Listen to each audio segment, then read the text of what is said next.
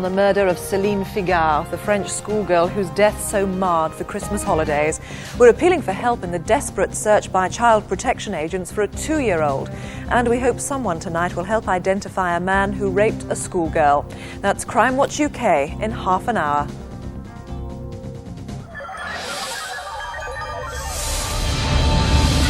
One night! Do you hear me? One night and I want that godless liberty taker out of here! Someone's come to stay. For you. Ron, would you kindly put them back in the vase in the living room? Someone with a conscience. Yeah, but come on, Ron, you know, I mean, the odd white lie just to cover up for little things. Oh, you mean like the fact that you time travel and have a sex drive that spans over half a century? And it's getting too close for comfort. But it's the cheating, isn't it? Good Night, Sweetheart, Monday 8:30 on BBC One. Questionable drama looming large now on BBC One with French and Saunders. More comedy on BBC Two now, and Mandy's latest fling is history. Game on for the boys.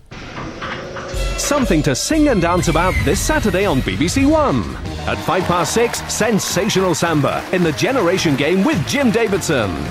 Knockabout entertainment with Noel in the house at 7. A double rollover at 7:50 with Dale Winton. The National Lottery live with special guest Leslie Garrett. Has she been having an affair?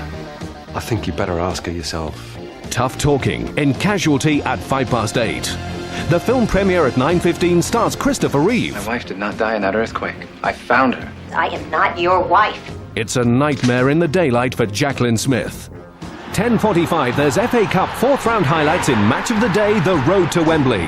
Join the winning team Saturday night on BBC One. David Dimbleby's guests on Question Time include Virginia Bottomley, Claire Short and Simon Hughes. All colours of the house gather round in 45 minutes. 4 years ago, Julie was paralysed from the waist down in a serious car accident. Now she's volunteered to undergo a revolutionary new operation which may help her stand again. If I don't try it, I'll be kicking myself, figuratively speaking. The operation is the first of its kind. Much depends on it. It's not just me in this operation anymore. There's a lot of other people waiting on the result of it. The inside story of one woman's struggle to stand on her own 2 feet. Next Thursday at 10 on BBC One. Now, BBC One's closely behind Britain's Most Wanted, January's Crime Watch UK with Nick Ross and Jill Dando.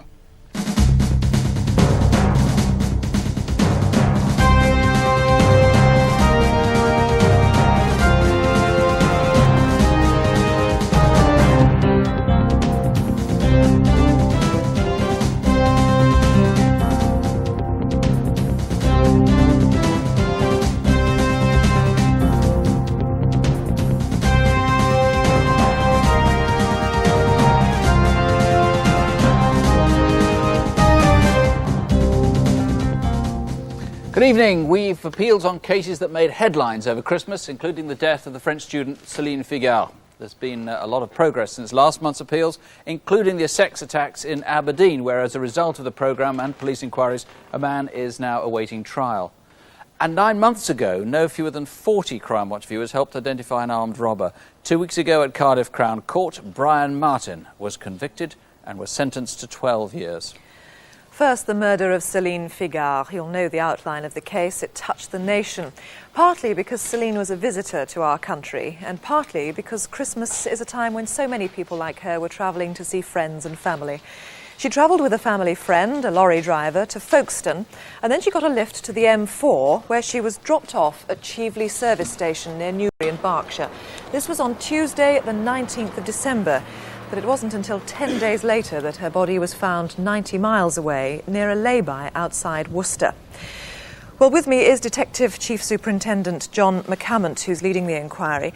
John, let's go back to that last positive sighting at Céline at Cheveley. What details do you have? She was seen getting into a white Mercedes lorry at 4:30 p.m. on Tuesday, the 19th of December.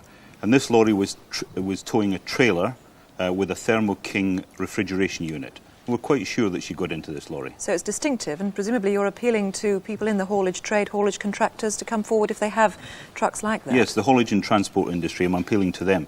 I want them to think of 3 or 4 things. I want them to ask themselves, have they got a white Mercedes lorry? Was it pulling a refrigerated trailer that day? Was it near Cheveley service station? And finally, was the driver, did he look something like the photo fit and the description? Well, this is the description given to you by a couple of witnesses. What did he look like? He was average build, between 30 and 40 years of age, with fair or orangey fair hair, and he may have had a beard. How much emphasis are you putting on that e-fit? I'm not getting too excited about the e-fit. It looks like many people. But if the viewers can relate the e-fit and the description to a white Mercedes lorry, that's much more important. Now, Celine had travelled to England with a number of belongings, none of which have been found. Some of them quite significant, you feel? Yes, we haven't recovered any of her property and we're not sure exactly what she had. But we do know that while she was travelling through France, she was given a present of this bottle of champagne, which is quite unusual because it's not imported into this country. So anyone seeing a bottle of champagne like that, we'd be interested in speaking to them. A particular one. And also a pen, a rather distinctive gold and black screw-top fountain pen. It has the words L'Est Républicain written on it. You may have picked it up, you may have been given it as a present, who knows. It's a local newspaper in France and, as I say, quite distinctive, isn't it? That's correct, yes. And Celine was an economics student and had some books with her. Yes, she was. She had brought some homework over to study during the Christmas holidays, and she had these quite colourful French textbooks with her. She was found in a lay-by, as we said, just outside Worcester, 10 days after she was last positively sighted. Where could she have been in the meantime? When was she found there? Well, she had been there for less than 24 hours. We know that she wasn't there at 3:20 p.m. on Thursday the 28th of December, and she was found at 12:30 on Friday the 29th. So she's been somewhere else in between. What would you say to someone who may have information and may be afraid to come forward? I would say, if you know who this man is and you're reticent, just think of this, that it seems a terrible shame that a young girl can't come over from France for her Christmas holidays and go back alive. Please give us a ring if you've got some information. John McCammon, thank you very much indeed. Well, let's hope we do get a result on this case tonight. You can call us here in the studio or at the incident room, and they're on 01905 457 282. That's Worcester, 457 282. Well, now, a puzzling story. Someone who clearly has enemies, but no one can fathom why. The events took place in Cambridge back in mid-November.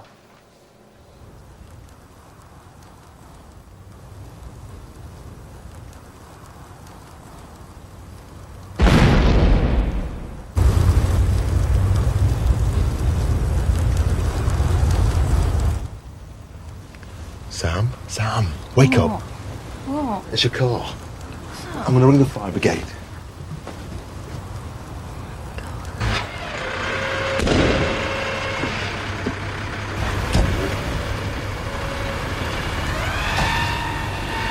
But why is this happening to us?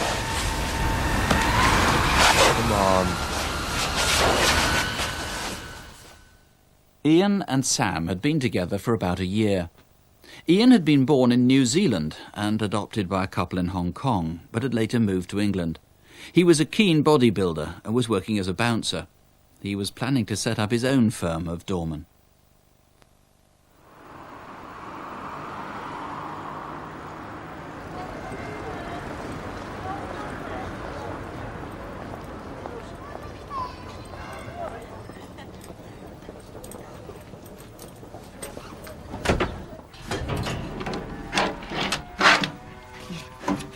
Hiya. Hi. I was in the area, so I thought I'd pop round. Oh yeah, what are you up to? You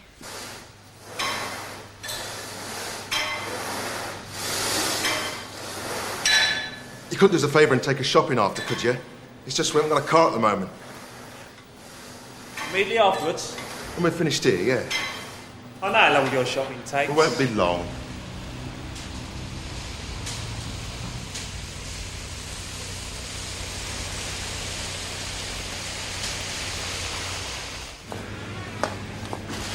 Come on, Sam, get a smaller packet. We're not made of money. What, like you're buying a small bottle of Coke?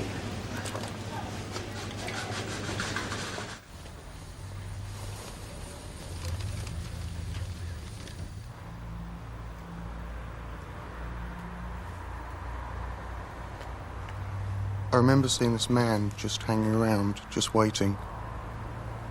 He was about 21, 22 years old and about 6 foot tall, and he wore a black puffer jacket. He also had some kind of tattoo on his neck. A few hundred yards away, in the grounds of Fulbourn Hospital, a member of staff saw something that unsettled her. I thought it was strange that these men were sitting outside in the car, as this area is normally only used by people that work in here. The car was an old-style white Ford Fiesta. There were 3 men sitting in there. They were staring at me and they made me feel very uncomfortable. The driver of the car I describe as about 22 to 27 years old. He was stocky and muscular. He had short dark brown hair and an athletic-looking face. The front seat passenger was a similar age but had a squarer face. They were both wearing black bomber jackets.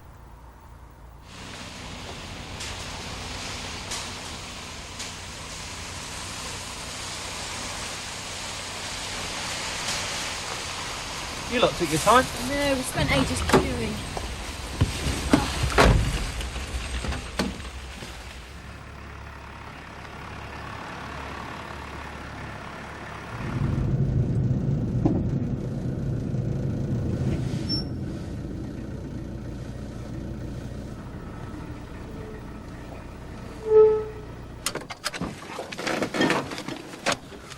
I noticed this man.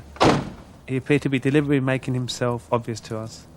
He was slim to medium build, 25 to 30, about 5'9", and was wearing a black puffer jacket and a black baseball cap.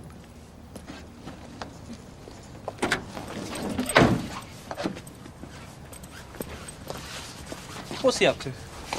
No idea. Didn't even bring the van, did we? Yeah, we did.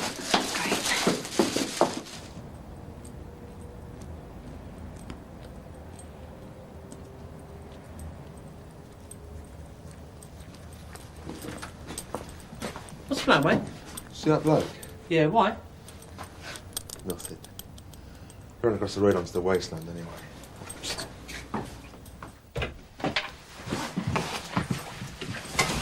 Do you know that guy outside? Yeah. Think he talks to your car? You all right? Yeah, fine. Look, you okay to cook tonight? Yeah. How long is it going to take? About 20 minutes. I'll try me back. Just be careful.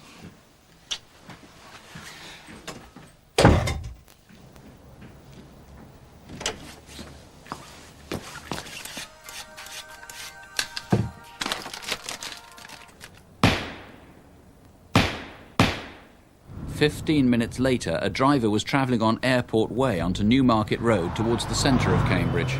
The car was white. It was travelling really fast, maybe as much as 80 miles an hour. I think there were 3 people inside. The front seat passenger, he was stocky. He was bigger than the driver.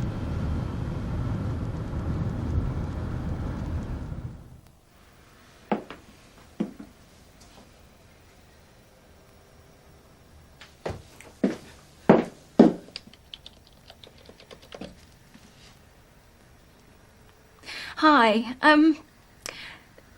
No, I'm not fine. It's just that Ian went out a while ago and he hasn't come back.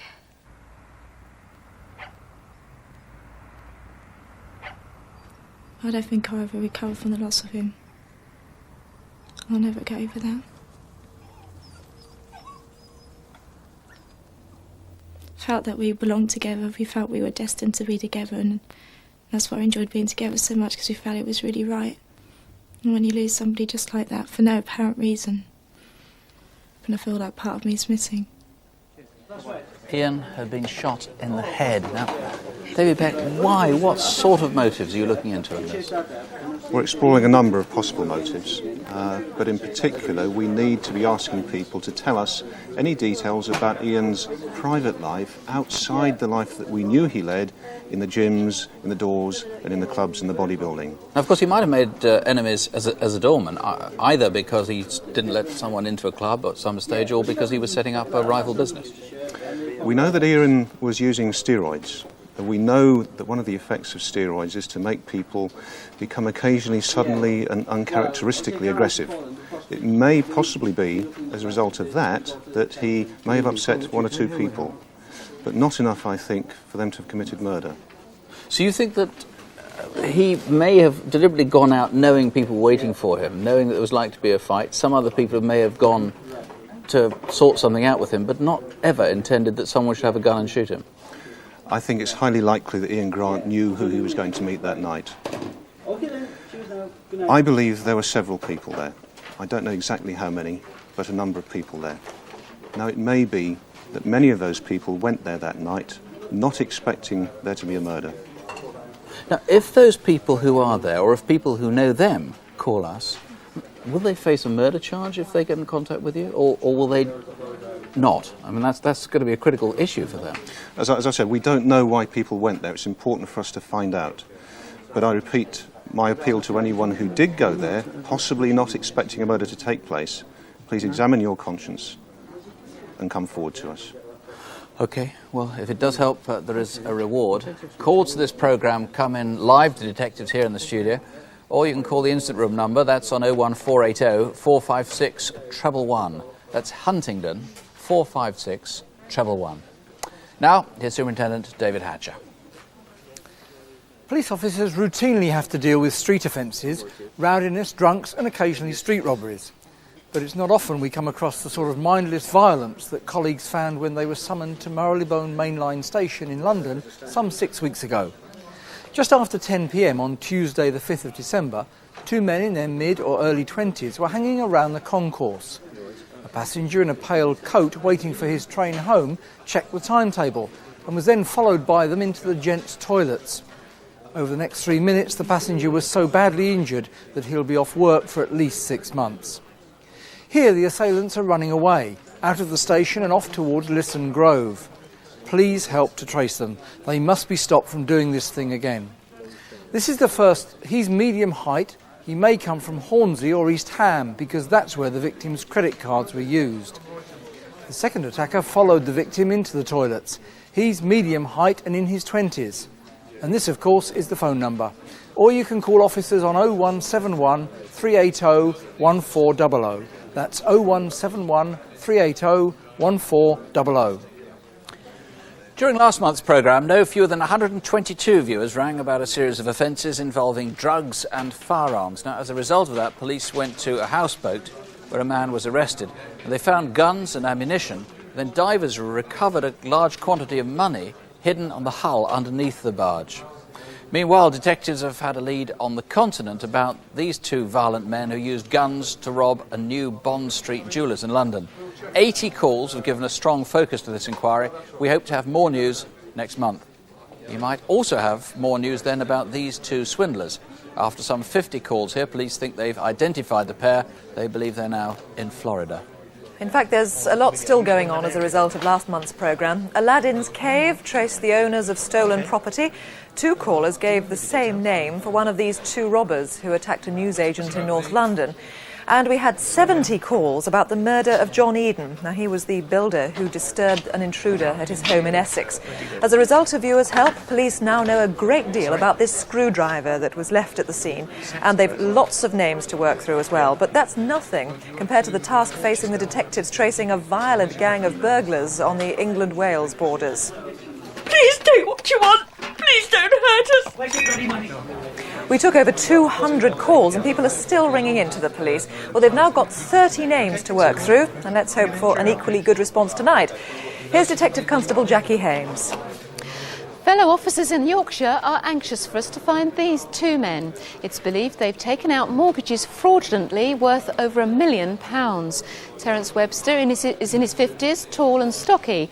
Anthony Stead is younger, he's 42, 5'10" and medium build. If you've seen them, please call us here in the studio or contact the Fraud Squad in North Yorkshire on 01904 669 760. That's York 669 760. And this is David Allen. He's wanted in connection with crimes of deception. You may have come across him if you work in the meat trade. He's tall, over 6 feet, with tattoos on both arms showing a female figure, birds and snakes. If you can help, please call Sussex Police on 01903 812 666. That's 01903 812 666. And finally, this is Paul Patrick Brennan. We know he was in Dorset last April, but where is he now? If you work in the building trade, you may have come across him. A pensioner has handed over her life savings, believing that she was reuniting a family. Paul Brennan has just returned from a 3-week holiday in Australia. Have you seen him? He's 32, 5'10" and of medium build. If you can help at all, please call the local police in Dorset on 01202 222 922. That's the code in Verwood in Dorset, 222 922.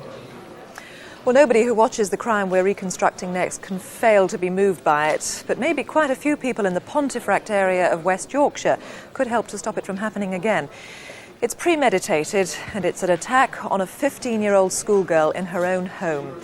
It happened over the Christmas holidays on Thursday, the 28th of December. For obvious reasons, we've disguised the identity of the victim and her family.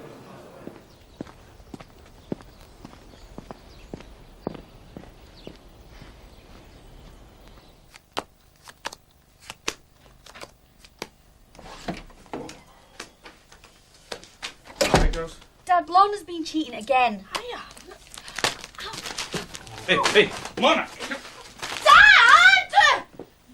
My daughter means more than anything to me, but we've always been close, and I've always been there for her.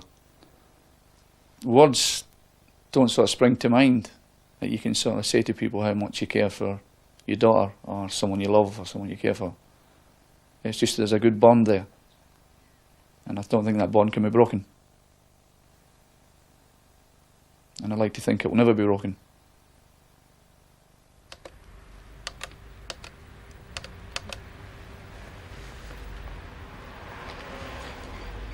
Yeah, hello. I'm phoning about the bike for sale in the paper. Kath? Catherine! Something about your bike. All right. Hello? Yeah?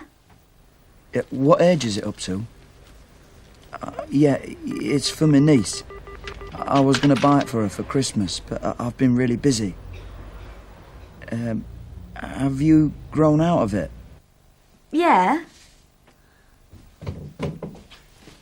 So you coming then? No. What did he say? Oh, I just wanted to know about my bike. I told him to come later on when Mum and Dad are in. Oh, go on, why aren't you coming? Are you too tired or something? No. I just don't want to.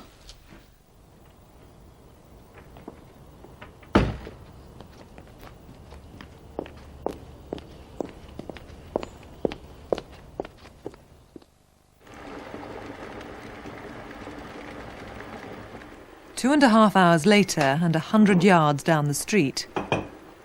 I was making a cup of tea between television programmes. And I wanted to hurry up and get it done before my neighbour's programme came on.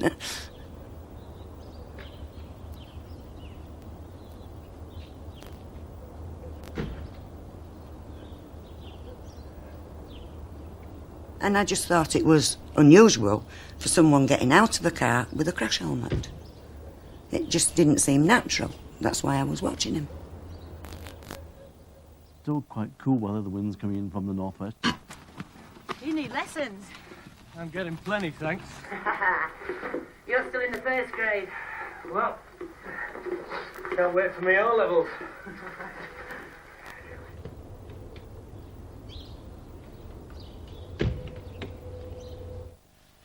I watched him. I was probably being nosy. I watched him to see where he was going when he walked by my house. I thought, oh, he must be going up the street because they do scrambling up there. So I never thought no more about it. Look, I know what your old fella did got to you. And because of that thing...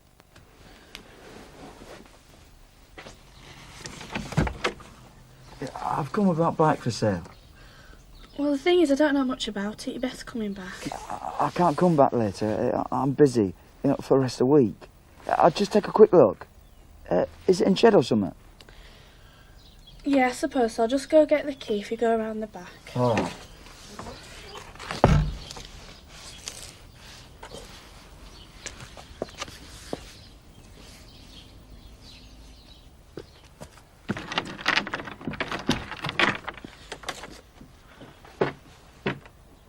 Yeah, that should do. Can I put a deposit on it? Yeah, I suppose so. Could you write us a receipt? Yeah, I'll go get a pen and paper then.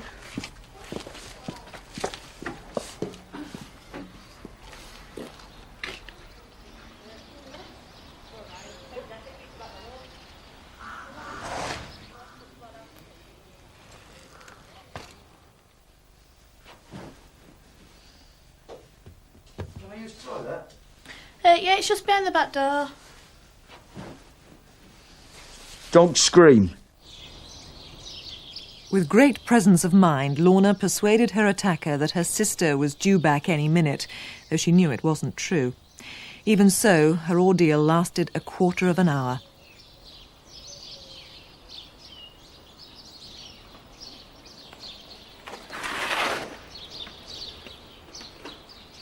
And as we were skidding on ice, I fell off. As the man was walking by me, like, give me a look like as I've done something wrong. He was carrying a white helmet. It looked old, and it had some, like, red stickers on both sides and a cross on the back.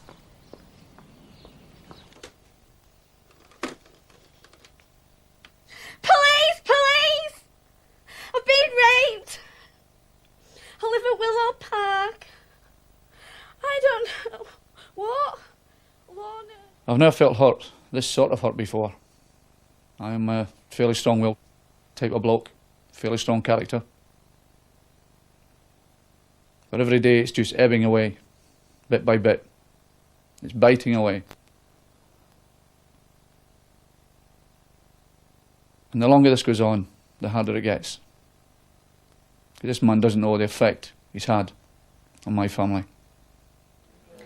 Well, of course, awful for the family and a terrible ordeal for the girl herself. Chris Gregg, the victim has given you a good picture of the attacker, hasn't she? Yes, a very good picture. The fit's regarded as a good likeness.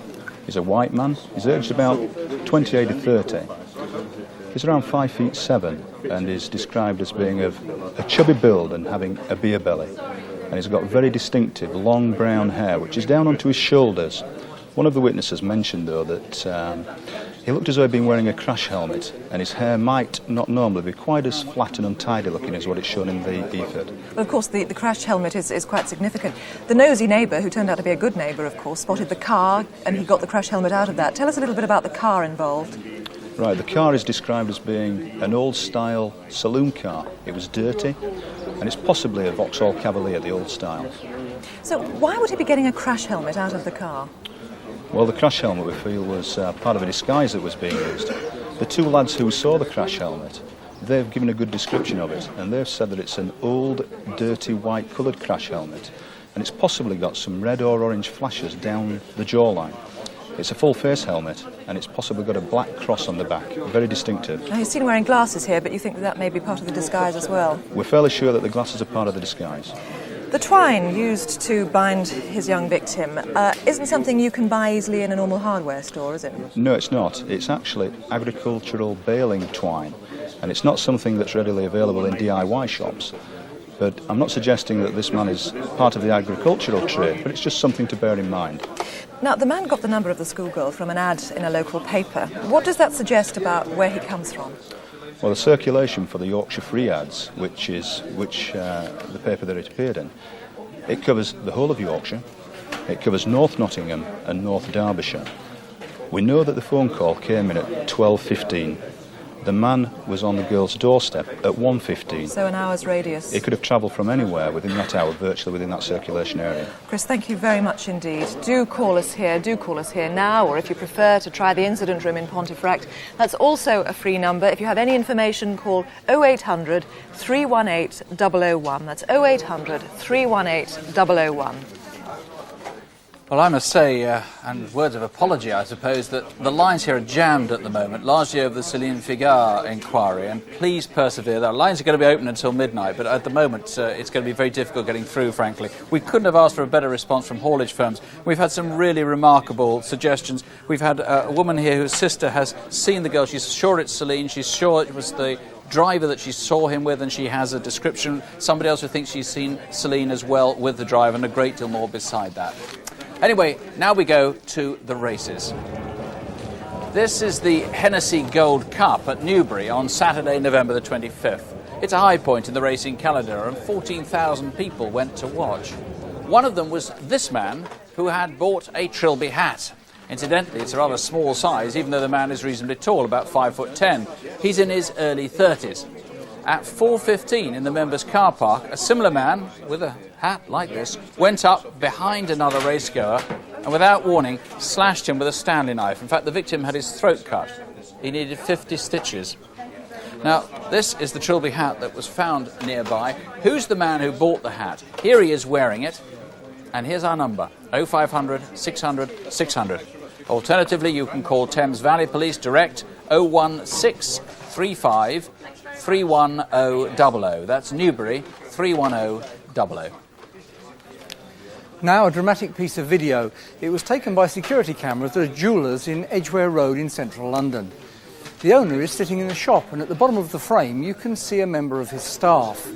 The gunman shouts, "This is a hold-up," but the owner isn't putting up with it. He remonstrates with the gunman, who then threatens to shoot him. In fact, he does. He pulls the trigger, but mercifully the gun misfired. Now the gunman really panics. The door is locked by the security system and he's trapped. He fires at the glass, makes a hole in it, and then launches his body at the weakened pane and crashes out into the street. Who is he? He's 5'8", slim, late 20s, light-skinned, mixed race, or maybe North African, and has a London accent. This could easily have been a murder case. Please call. The number is 0181 247 7932. That's the Barnes Flying Squad on 0181 247 7932. And do please try to help find this man. He asked a schoolboy to help him to push start a car, then pulled him into bushes where he'd built some sort of hide. The boy was raped by him. The assailant is in his early 20s, 5'10", with short brown hair. He smokes, he has an Irish accent, and a scar by his left eye. We're fairly sure this man will have attacked boys in the past. If you've been a victim, we guarantee to talk to you with great discretion, but please protect other people from it happening again. Do please call us here on 0500 600 600, or you can contact the local police on 01234 271 212. That's Bedford, 271 212. Now, there's some new evidence on a case we featured a year ago. In fact, our reconstruction had one of the biggest responses Crime Watch has ever had. If you saw the film, you'll easily remember it. Two tractor drivers in Humberside watched in horror as a man ran up a country lane and killed a local woman, Mrs. Margaret Wilson. Bloody hell, he's jumped her. The attacker then drove off in a white Montego estate. Well, that reconstruction encouraged 1,400 people to call in with various ideas. One particularly brought a new lead on the murder weapon. Now, Tony Corrigan, you can give us a bit more information on that. Yes, last year's appeal brought forward a scientist who specialised in identifying surfaces and substances on them. He, in fact, spent 6 months analysing the knife and has concluded it is definitely caused through continual use in cutting potatoes, not domestically, in some trade, some food processing. So what sort of knife was it? The knife, to remind the viewers, was a Jack Adams knife, and it had a 4-inch blade, and it was extremely sharp, and our scientist says it had been used for cutting potatoes shortly before the murder. So you're looking for someone potentially working in the food processing industry who may drive a white Montego? Yes, we said last year a white Montego or similar figures, that's what the murderer used, escaped in. We also said he was fairly athletic because he was 6 foot tall, 30 years of age. In fact, when we look at his physique, he was quite athletic because he ran 300 yards to kill Mrs. Wilson and again ran the same distance back to his Montego car. Now, at the time, you said that there didn't appear to be any obvious motive. Have you uncovered anything since? We have discounted lots of motives, but we haven't established a firm motive for Margaret Wilson being killed. It might be tragically that she was in fact in the wrong place at the wrong time. Well, Tony, thank you very much. I hope we get a good response again this time, and hopefully one that leads to the murderer. Thank you very much indeed. If you think you can help, please call us or call the local police on 01377 241 822. That's Driffield 241 822. Next, if you can connect 4 faces with 2 cars, you could help solve an armed robbery. It happened in Essex 10 weeks ago. Grays.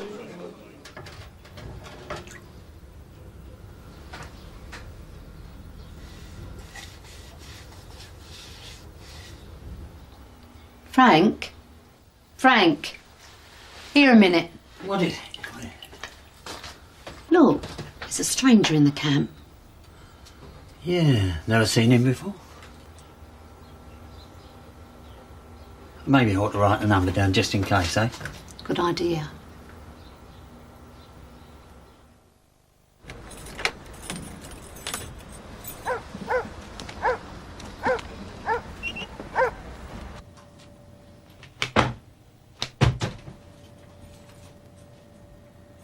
The wife and I have been managing this newsagent shop for the last 2 years. Also, it has a sub-post office attached to it.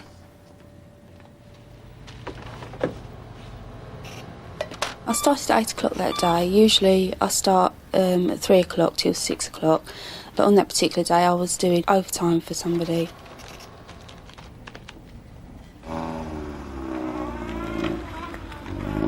I sensed a movement and looked up and just saw the car driving away.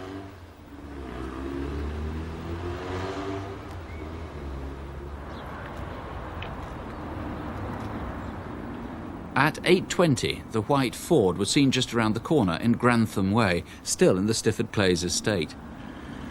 Then, in an adjoining road... I take my daughter to school every day, and we cross over the road into Crammerville Street.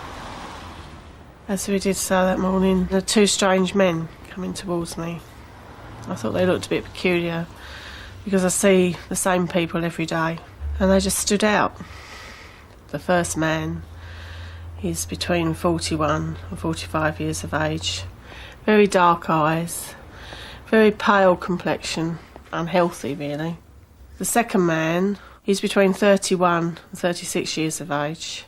He's got black hair, possibly permed, and a very off-tanned complexion.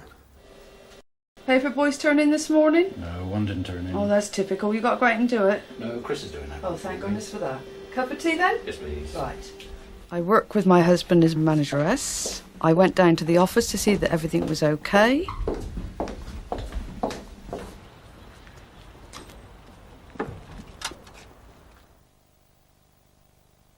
When the first man had come in and he turned round to face me, I realised then what was happening. When the second man came in and came behind me, I was really scared. And he said, if you do as you're told, you know, everything you'll be all right. Then he just got hold of me and led me to the back of the shop. I was in the kitchen with the post office employee, and then someone barged past the door, and I thought something's going on here. I closed the door first, and the post office employee then opened the door to see what was going on. In that time, they dragged her out and took her into the post office, where the postmaster was already on the floor. And then they came back and told me to go and lie on the post office floor. They let go of me at the back of the shop, and I went into the office, and Mike was sitting on a chair, and I just said to him, call the police. And he just looked at me, and I said, it was an armed robbery. So I pulled the door shut, and I was just hanging on to the door for dear life, because I was just so scared that they were going to come in.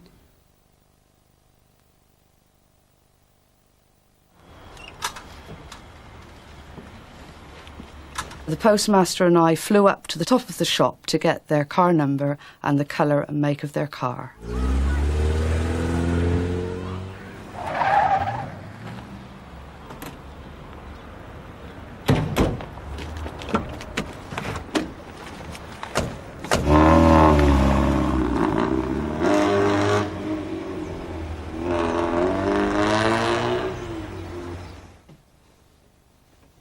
Well, I was at home waiting for a friend to come and pick me up to take me to work. Actually, she was very late, because she's usually here by 20 to 9, but it was gone 9 o'clock.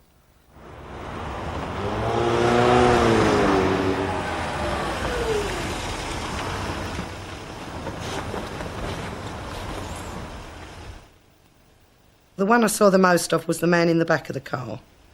He was in his early 40s, largely built, grey-haired, bit receding at the front.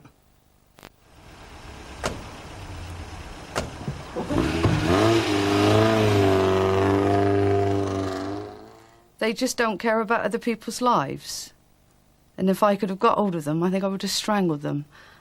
But having thought about that, no, my life is worth more than their life. Pauline Bowles, when you recovered the cars, you found in the footwell of one of them a gun, and that was loaded. Yes, it was. We were amazed to find a fully loaded gun, a Walther P4 semi-automatic hand pistol. That suggests that these people are prepared to shoot, prepared to kill somebody if necessary. I think if someone goes to commit a crime and they've got a loaded weapon, they've got to be prepared to use that gun. Why do it otherwise? Now, obviously, when we do reconstructions, we try to make them as unfrightening as possible, but I gather this really was, in real life, quite terrifying for everyone involved. This was horrific for the people involved. We had elderly ladies, we had a pregnant woman and children in that shop.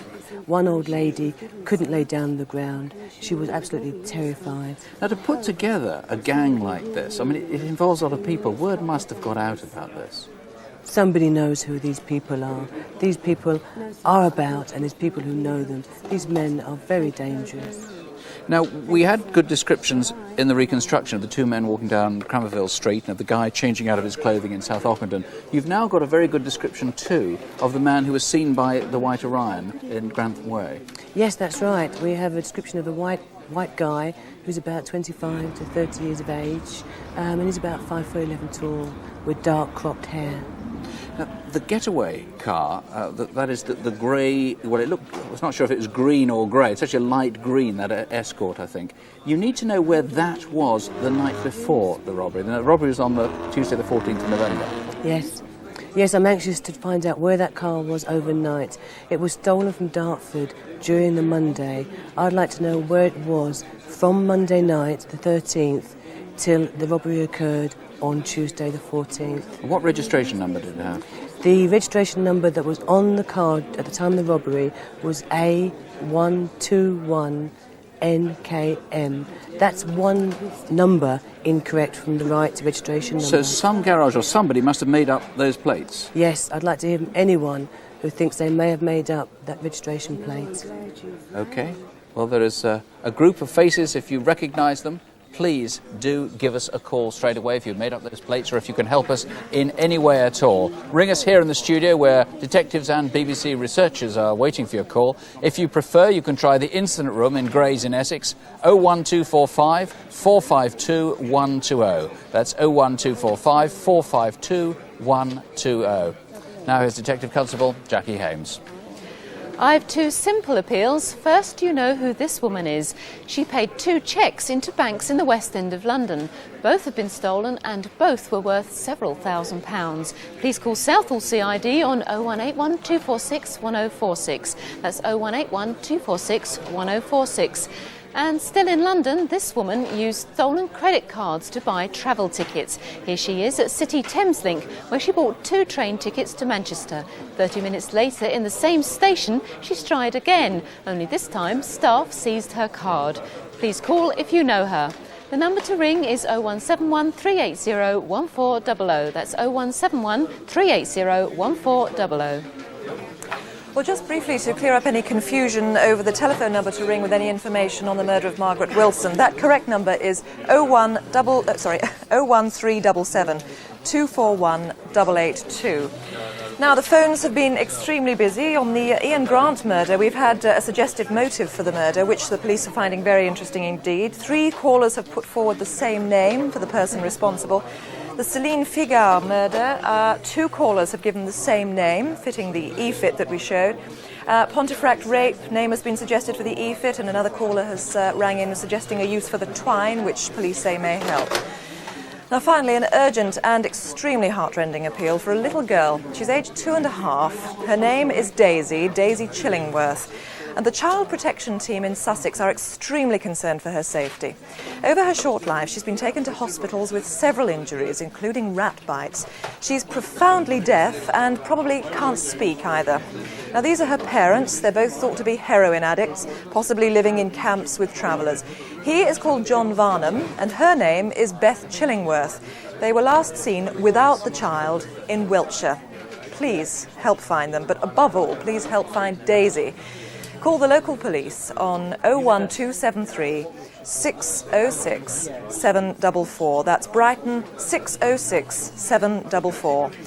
Well, that, of course, is the number for any of our appeals. Our lines are open until midnight, but if you've any information on any crime we haven't featured, try Crime Stoppers. They're on 0800 555 111. That's 0800 555 111. We'll be back tonight to tell you what develops. That's Crime Watch Update here on BBC One in an hour's time at 11:45. Before we go, this is the latest report from the highly authoritative British Crime Survey. It's called Anxiety About Crime, and it concludes that fear of crime relates much less to what you've read in the papers or seen on the telly than to what you actually experience around you.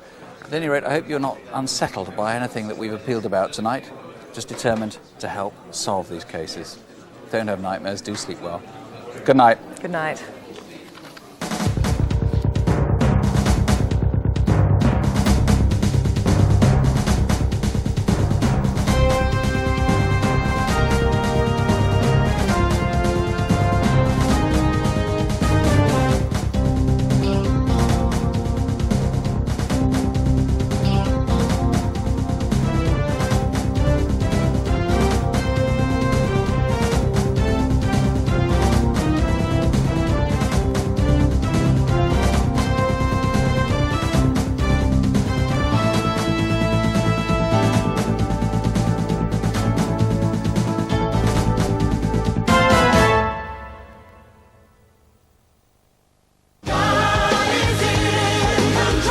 Genesis of a new television channel.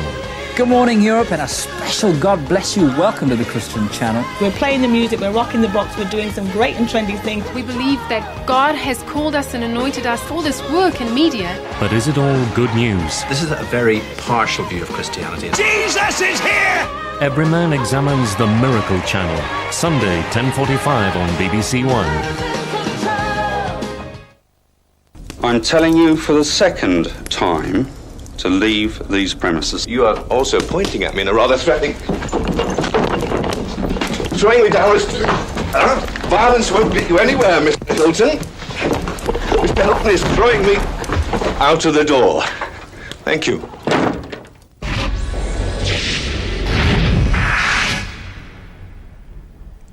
Political figures facing their constituents now on BBC One. Question Time with David Dimbleby.